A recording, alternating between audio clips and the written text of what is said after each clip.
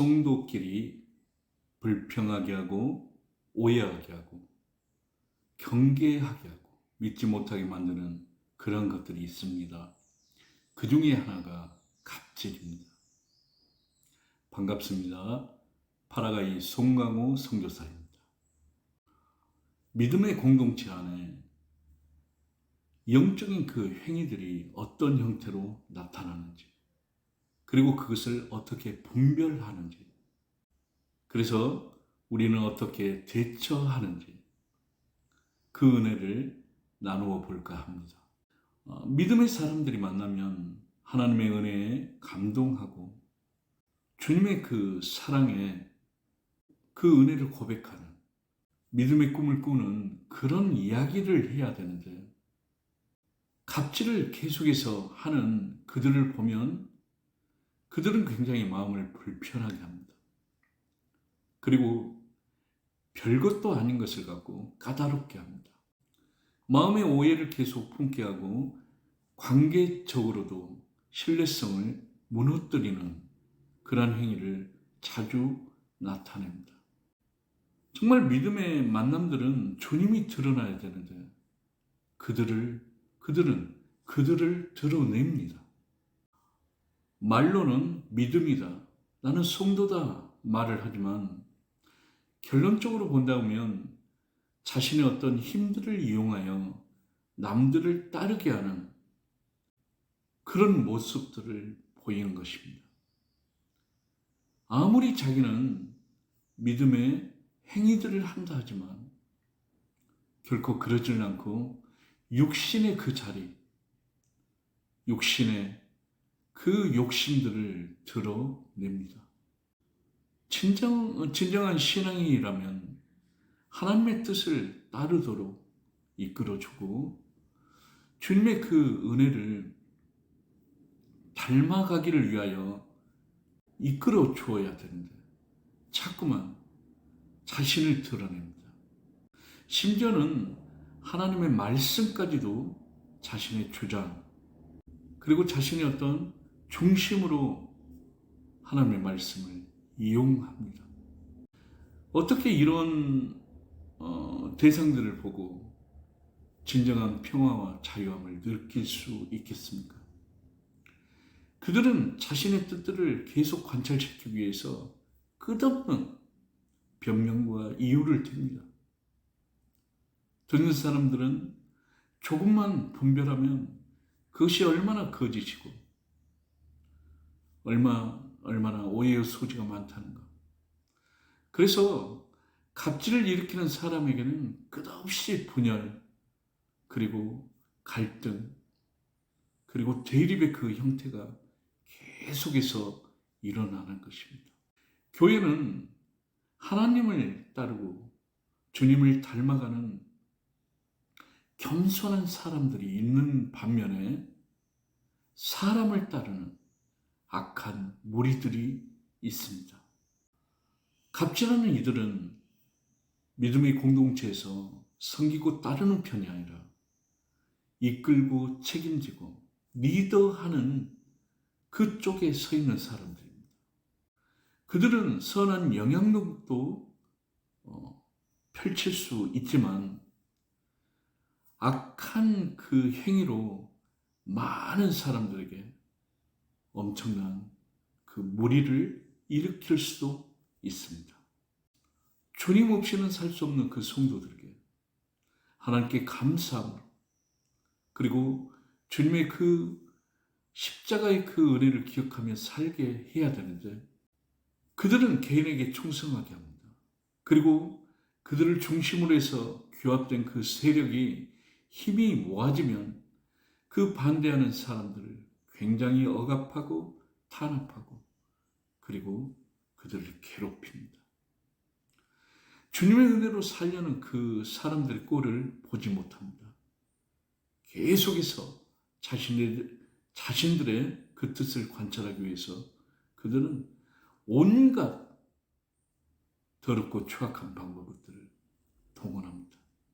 진정한 교회의 리더라면 성도들을 정말 생명의 그 길로, 하나님의 그 뜻이 자신의 삶 속에서 정말 드러내고 주님의 그 은혜를 항상 생각할 수 있는 길로 인도해야 됩니다. 정말 갑질의 그런 리더들은 자신의 욕망과 이익을 위하여 행동합니다. 그러나 아직도 교회는 희망이 있습니다. 정직하고 성실하게 성도들을 주님의 마음으로 섬기는 그 진실한 리더들이 있기에 교회는 아직도 희망이 있습니다. 영혼의 이 갑질은 육신의 갑질보다도 훨씬 더 악하고 그리고 정말 무섭습니다.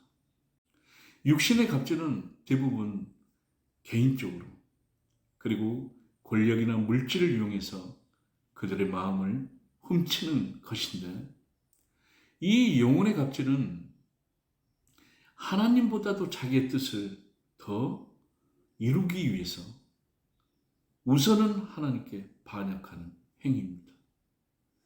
그리고 자신뿐만 아니라 많은 소중한 그 영혼들을 함께 멸망의 길로 가게 그 책임은 실로 어마어마하다고 볼 수 있습니다.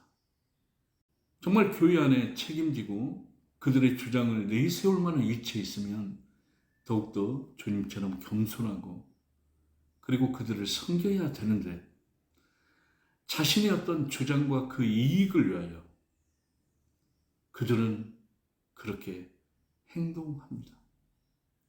그것이 그들은 잘못된지 분명히 알고 있습니다. 그리고 돌이키려고 애도 씁니다.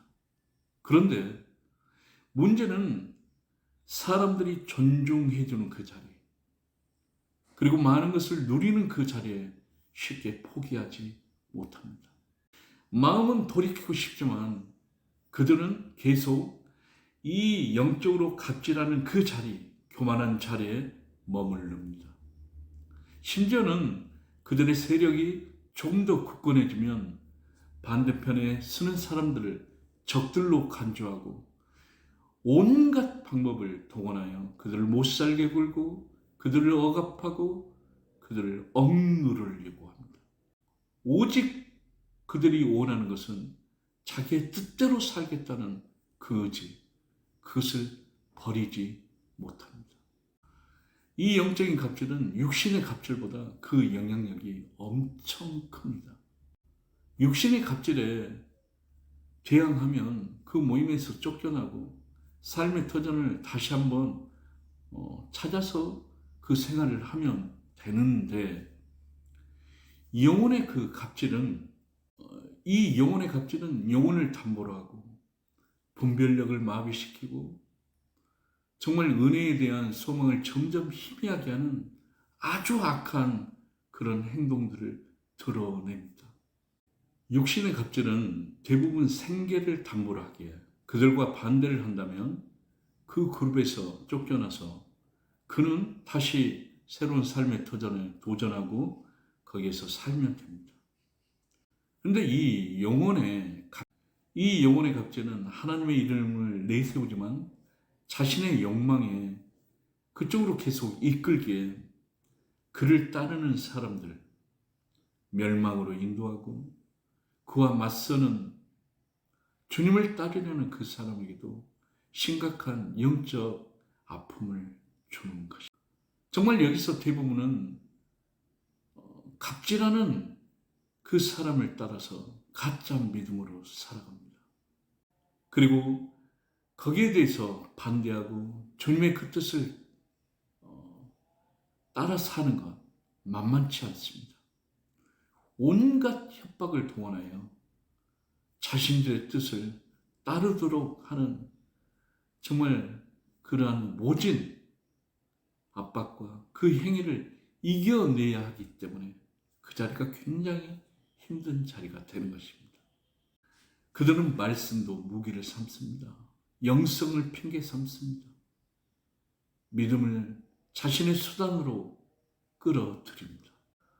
정말 정직하고 성실한 성도들, 그런 어떤 품성으로는 그들을 대적하기 너무나 힘이 듭니다. 성도들로서 영적인 교만과 갑질에 맞설 수 있는 힘은 주님의 십자가의 보혈과 성령의 인도함을 따라야 합니다.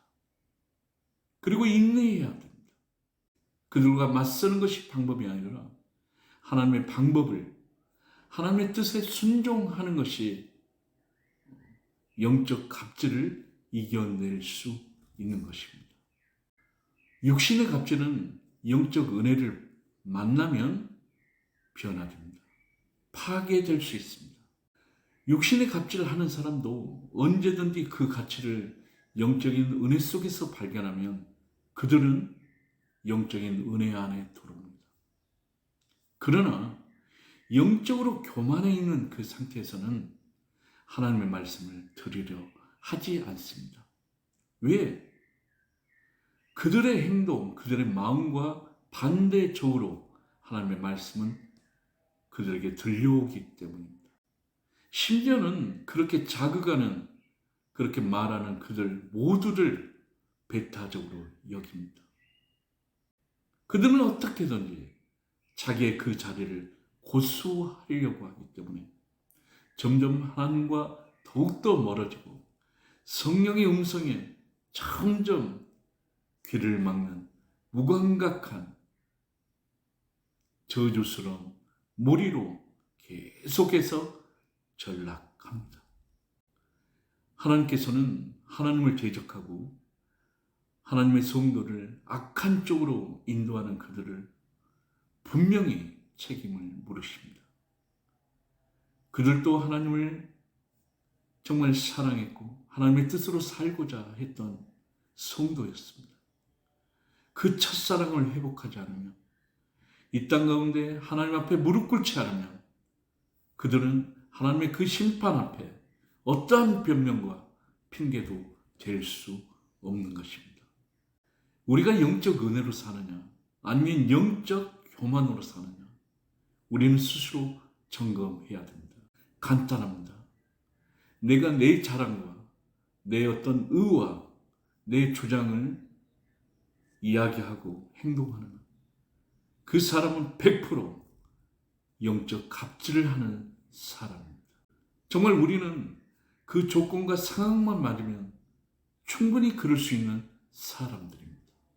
우리는 주님의 그 은혜 앞에 항상 겸손한 삶을 소망하고 그러한 삶을 살아가야 합니다. 정말 잊어서는 안 되는 한 가지, 영적 갑질, 교만의 결과는 하나님이 분명히 말씀을 통하여 명시하였고 그 결과를 우리들에게 알려주었습니다. 육의 생각만 해도 사망이라고 했던 하나님은 영적인 타락 관과하지 않습니다. 지금이 기회입니다. 하나님께 앞에 회개하고 돌아서서 하나님의 뜻을 따르는 삶을 살아가기를 간절히 소망합니다. 이 은혜를 위하여 기도하겠습니다. 하나님 감사합니다. 우리의 삶에 어떤 형태든 어떻게 생겨났는지 모든 육체의 그 정욕들, 그리고 더욱더 무서운 영적 교만과 갑질, 주님의 그 보혈로 벗어나게 하여 주시옵고 하나님의 그 은혜 앞에 겸손하게 살아가게 인도하여 주시옵소서. 모든 것 감사드리오며 예수님의 이름으로 기도드리옵나이다. 아멘. 감사합니다.